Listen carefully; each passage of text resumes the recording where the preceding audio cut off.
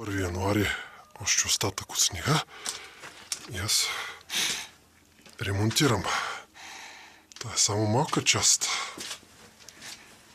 от нещата. 21 януари 2026. And the shit just got real deep. С такива работи се занимавах цяло лято. А тази стена, тази стеничка, приятели, гредата я няма. Гредата я няма. Гредата я няма.